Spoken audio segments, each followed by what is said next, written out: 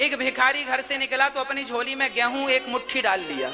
झोली खाली नहीं होनी चाहिए ना, भिखारी का भी भाव ये था। चला, आज भिखारी सोच रहा था आज काश राजा मिल जाता और राजा मुझे बढ़िया भीख दे देता तो मेरा काम बन जाता। सोच ही रहा था कि राजा की पालकी सामने से आ गई। राजा की पालकी सामने से आ गई।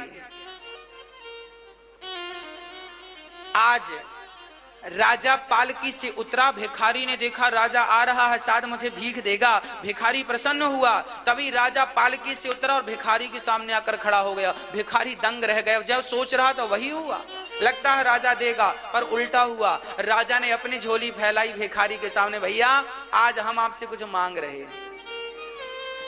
आज राजा ने भिखारी से कुछ मांगा तो भिखारी दंग रह गया, राजा मांग रहे हैं। तो भिखारी ने अपनी झोली में हाथ डाला तो मुट्ठी भर गेहूं आ गया। तभी भिखारी को लगा हे भगवान, मुट्ठी भर आया तो पूरा है, जितना था पूरा आ गया।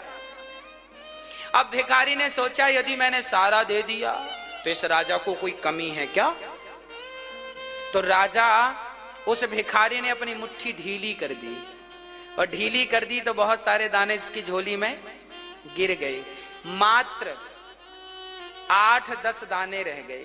तो 8-10 दाने भिखारी ने राजा को यूं दे दिया, ये लो। राजा लेकर चले गए। भिखारी ने पूरे गांव में भीख मांगी, आज उसे बहुत मिला। जब घर लेकर आया, उसने सारा अनाज रखा तो उसने देखा कि उसके अनाजों में कुछ चमक रहा है। ध्यान से देखा तो उतने ही दाने सोने के हो गए थे जितने दाने उन्होंने राजा को दान में दिए थे। 8 गेहूं के दाने उन्होंने राजा को 8-10 दाने तो देखा तो 8-10 दाने गेहूं के वो सोना बन चुके थे। अब भिखारी रोया, हे भगवान मुट्ठी भरी थी पूरी दे दिया होता तो पूरा सोना बन जाता, ये 10 ही सोना बना। मतलब आप जितना दे रहे हैं वो आपको सोने की कीमत दे करके जाएगा, सोना बनकर आपको मिलेगा। दिया हुआ दान कभी व्यर्थ नहीं जाता।